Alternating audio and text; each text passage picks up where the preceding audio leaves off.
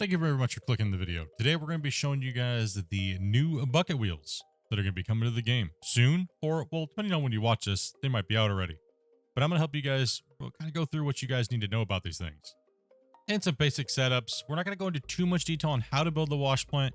You can find those in my other videos. We're mainly going to show you guys how to set these things up going along the wall face or head on into the wall face. Try to keep this thing short, but there's a lot of little subjects to cover, so we'll try to break things down for you guys as quickly as possible. Feel free to pause the video at any time and take some screen captures. With that being said, let's get into this. First off, we have to talk about a few things. These controls, you're definitely going to want to change them. These things are absolutely need to be changed, and we'll show you why. First thing you're going to want to do is press escape on your keyboard.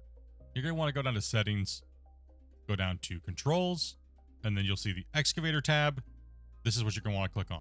Then you're going to want to scroll down all the way until you see the bucket wheel controls right here. You can see they have all these shift modifiers. Ugh, you guys know how that is. Well, what we're going to do is we're going to get rid of these, and I'm going to show you guys how to do that really quick and easy. First you're going to do is select it, and then just press delete on your keyboard. You don't have to go in and clear the full preset. Go and delete all of these shift modifiers. Do yourself a big favor. Oh my goodness. The first one we're going to change is the E key, because generally that exit vehicle. So we're going to change that to G, just because. It doesn't really matter. Then we're going to go WASD, and that will control your cutting boom up, down, left, and right. Now you'll see these discharge chutes. This is the little chute that comes out the back. You can move it all the way around 360 degrees. I'm going to change these to the arrow keys on my keyboard, left, right, up, and down, so that way I can operate both parts of the equipment at the same time. Yeah, you can bind this to your mouse or whatever you're comfortable with. But these are the ones that I chose just so it was very easy. Make sure you hit save to complete these.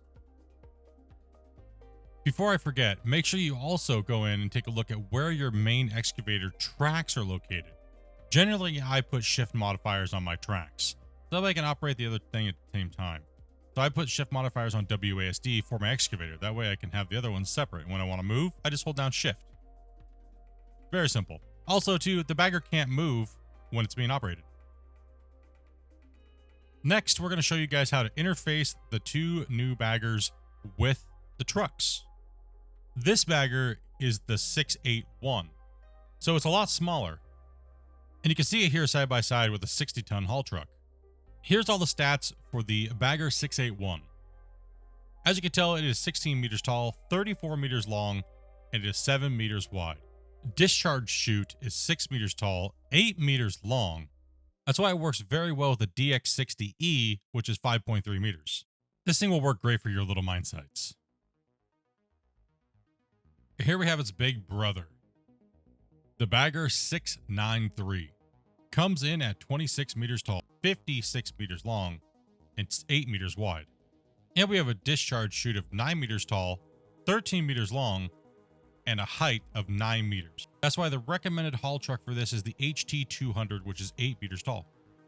Now that we got done talking about the trucks, let's go and talk about setting up a conveyor belt system. We're going to use the bagger 693 as a reference.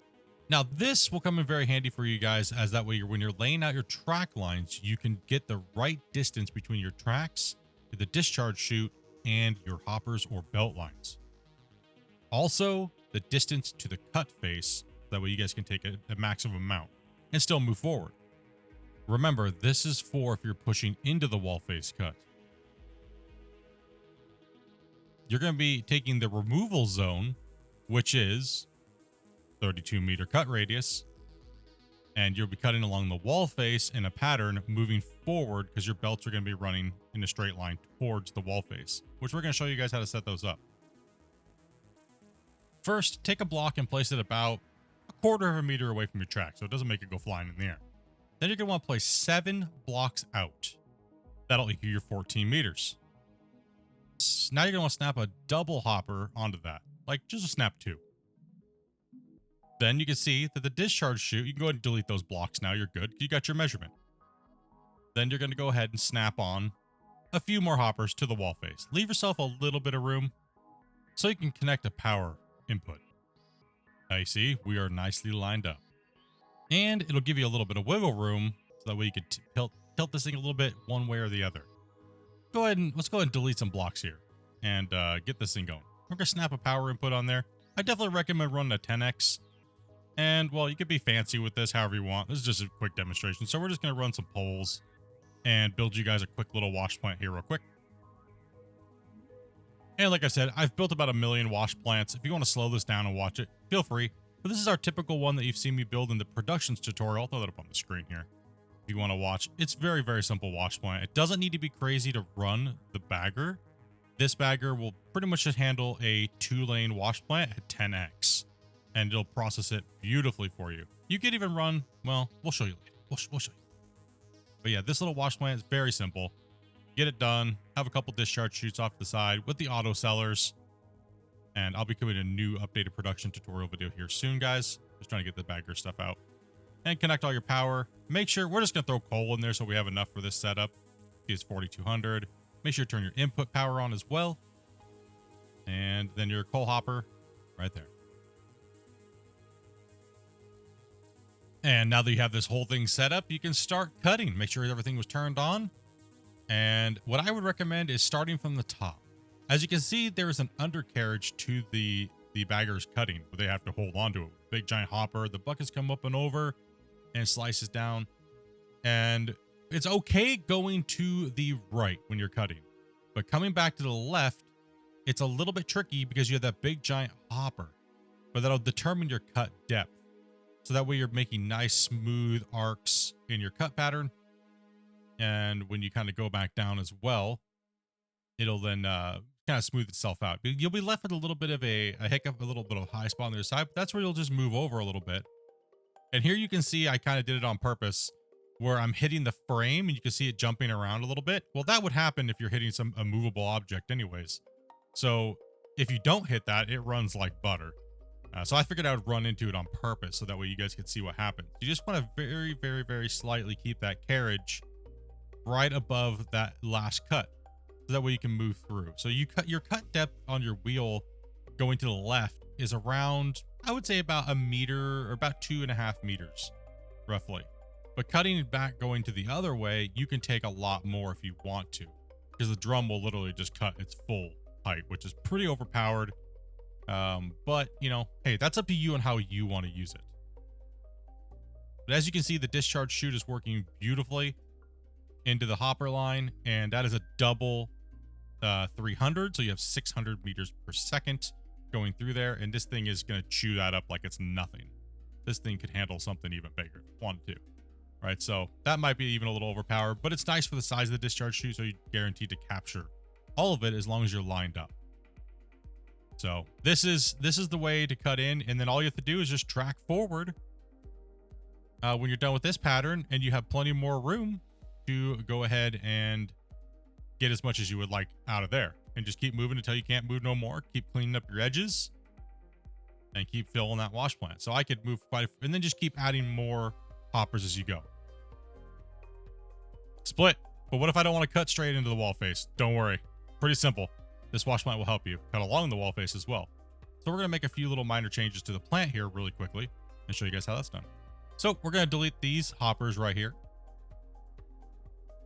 And we're going to add on a bend here. So we're going to go out a few, and we're just going to remember the measurements, right? Because nothing's going to change as far as the measurements away from your discharge chute. Except for this nice little cool trick as well. You remember the discharge chute is absolutely fantastic. So we're going to go ahead and place our hoppers on the end after the bend. That way we don't got to change our wash plant. And we're going to do that. And then we're going to hook this thing all up with power and get it running for you guys and readjust. Okay, now that we're going to readjust over here. Now you notice I'm overshooting the hopper line. That's because I can have myself the ability to push in a little bit further into the wall face once I've cut. So that way I can kind of knock down this little nub and align the discharge chute a little bit better. But see how I'm more of a drastic angle with my discharge chute? That's completely fine. It doesn't really matter where you're at, as long as you adjust your discharge chute to hit the thing and you're tracking straight forward or straight backward or into the wall face or out of the wall face. So this will work either way. And then when you get to the end of the line, you can always just move your discharge chute to the other side and keep cutting, and then add, well, more onto it and lengthen up the belt line. I can just rotate this to the other side now and start dumping on the other side of the belt, and then I can get myself a whole nother cut line to do. Like, just keep on going, man. Just really make sure this thing's lined up though. And you could push forward again if you want to keep going. And then just remember, you're gonna have to add a couple more lengths to the belt line if you want to push this thing forward a whole another 5 or 6 meters. I don't want to keep this video going any longer, so I figured I'd show you guys some end game mining. This is Grumpy and I over here, absolutely devouring this. We'll keep it short, simple, what you need to know. There's no point filling any extra stuff in, you guys know. But we will be putting this map that you see here with these plants up on my Discord, and there'll be a video out for that here soon as well. So keep an eye out for it and jump on in, play with the bucket wheels. It's turnkey, everything you need to play. But other than that, guys, thank you guys very much for watching. And in the comments, let me know how you guys feel about them, how you're going to play with them. Are you going to play with them with belt lines? Are you going to be playing with them with the trucks? All that awesome stuff. But my dudes, my dirt nerds, if you could do me a solid, make sure you guys smash that like button and leave a comment, and we'll see you on the live stream.